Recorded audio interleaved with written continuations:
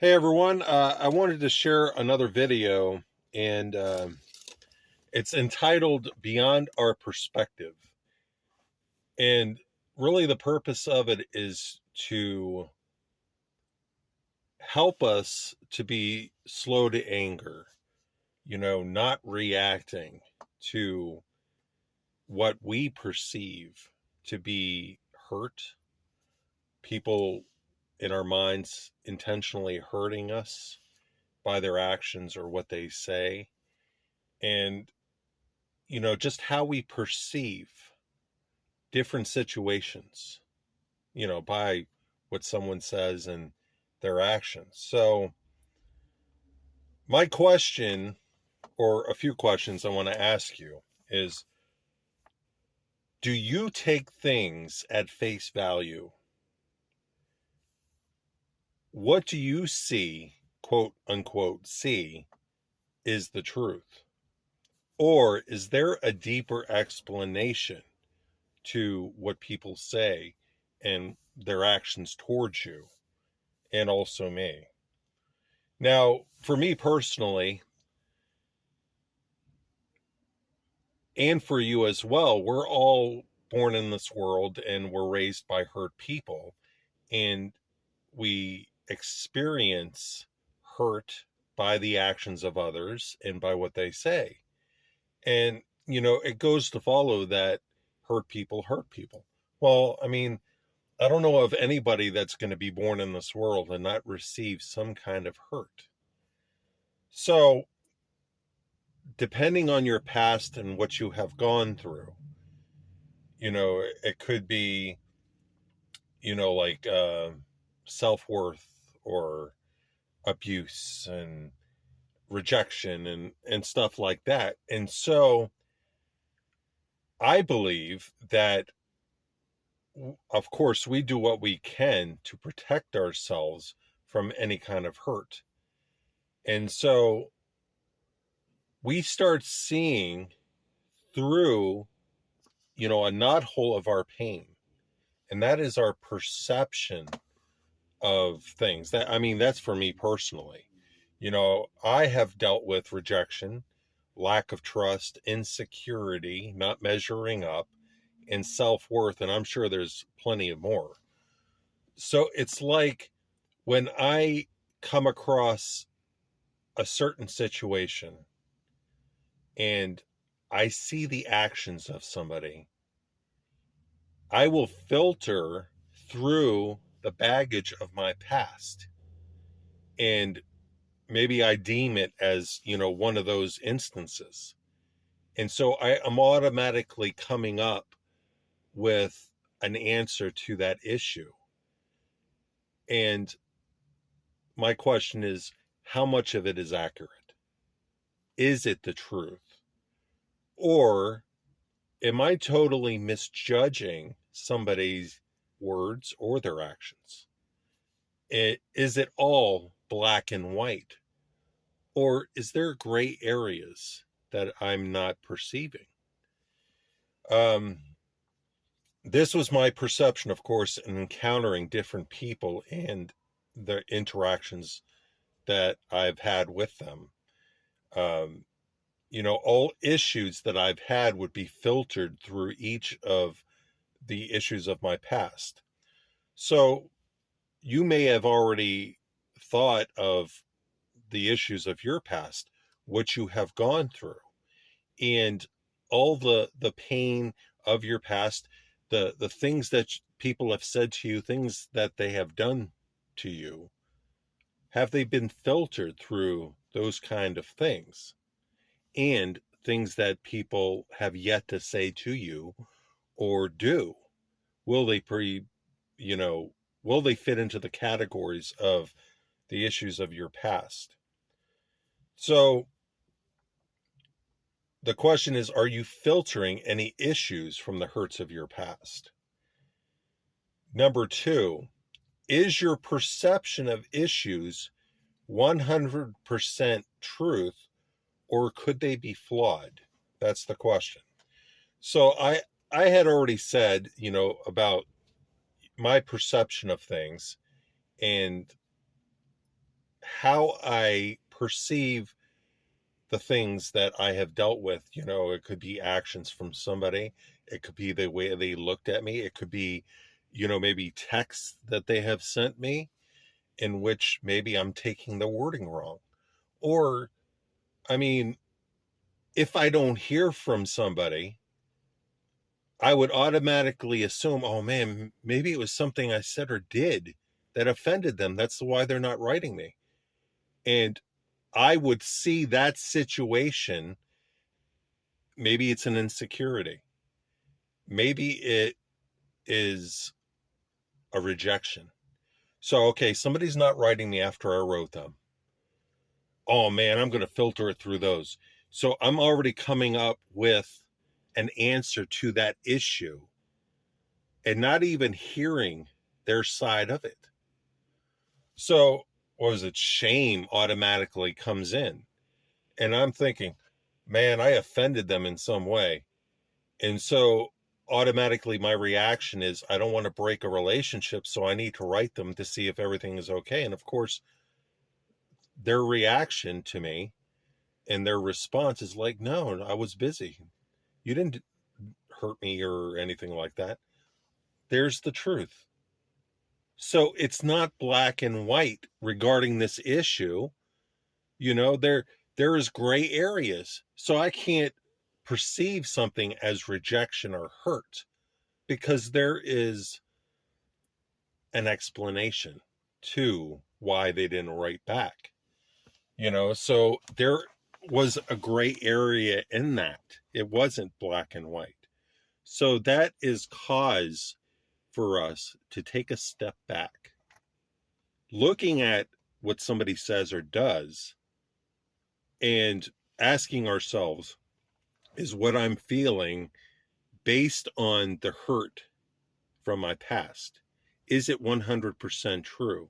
When we can ask ourselves those questions, then really understanding comes into place. And, I have spoke about understanding.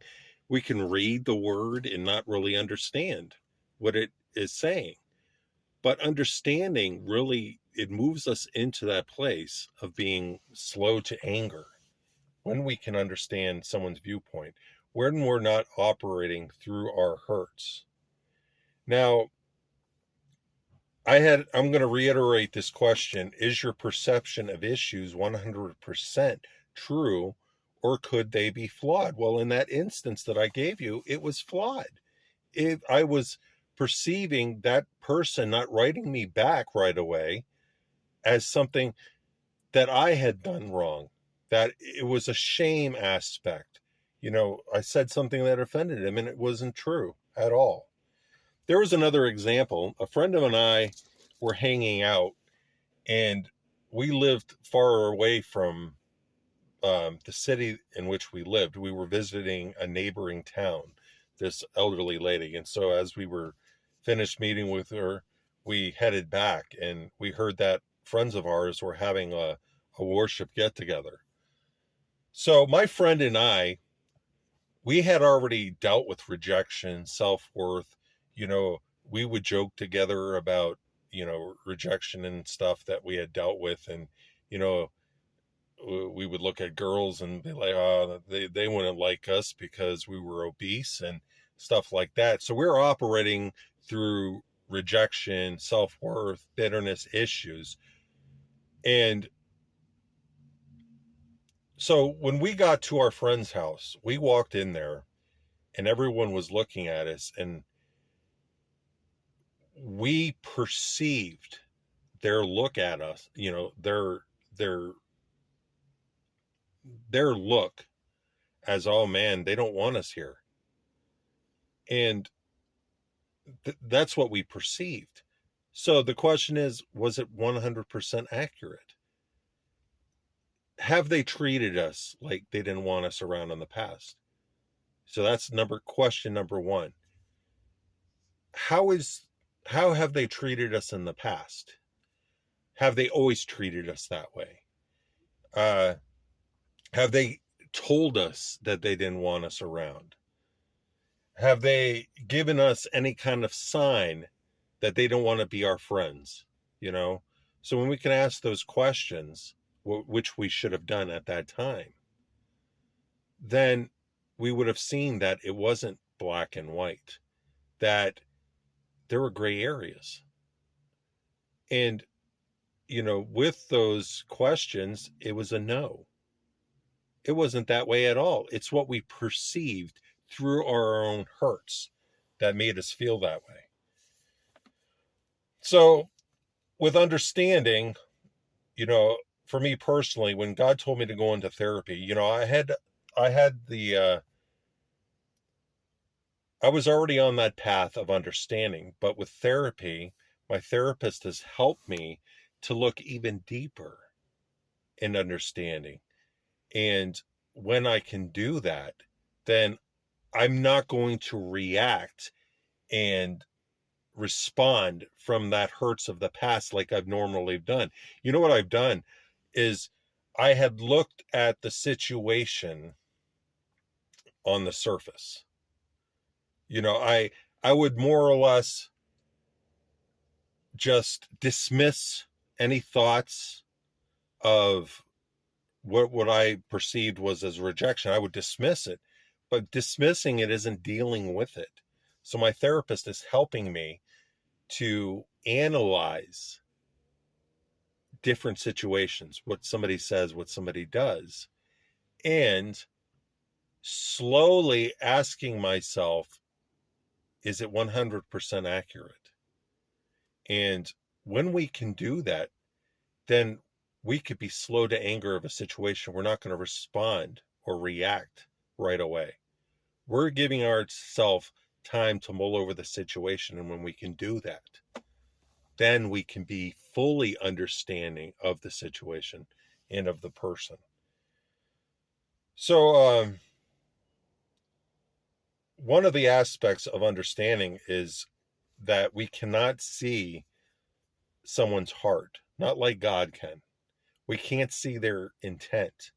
What we only see is actions. So we automatically judge the actions of somebody, and it's filtered through the hurts of our past. So if we're doing that, we can't do that any longer. We need to stop ourselves asking questions, like I had already said, from that place of understanding. Now, when we can ask ourselves questions about why we have those thoughts, it can help us to be slow to anger.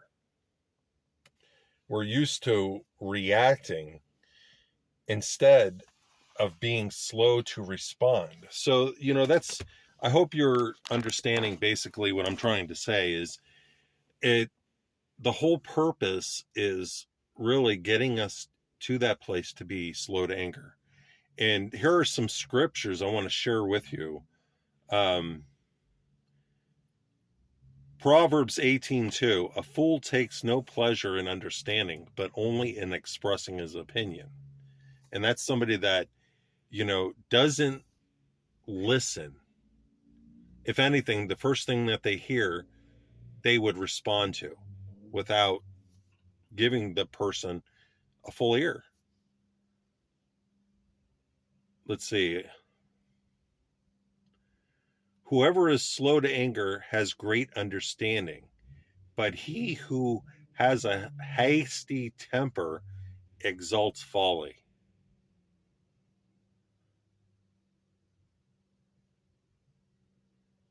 Whoever restrains his words has knowledge, and he who has a cool spirit is a man of understanding. That's Proverbs 17:27. The other one, I don't know if I already said it. Whoever is slow to anger has great understanding, but he who has a hasty temper exalts folly. That's Proverbs 14:29. Proverbs 4:7 is good. The beginning of wisdom is this: get wisdom. And whatever you get insight. Proverbs 25, the purpose in a man's heart is like deep water, but a man of understanding will draw it out.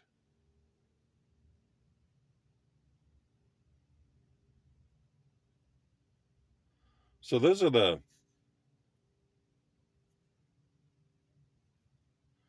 those are some of the examples I wanted to share with you. And so next time, I mean, if you've had a habit of working out of the hurts of your past, and you perceived what somebody says or does from the issues that you've always had from your baggage, then maybe this video can help you to take a step back, give time to think about the situation, whether or not that what somebody says or does is 100% true and your feelings are right about it, or is it possible that they could be flawed and you're looking at things black and white rather than seeing the gray areas. You know, that, like I had already said, is that we don't know somebody's heart. We don't know their intentions. Only God knows the intentions. So, I mean, we can always go to the person, asking them to clarify what they mean, which is so very important in marriage. You're taking what your wife, your spouse, your husband, or your wife says wrong, and you're running with it instead of asking them to clarify.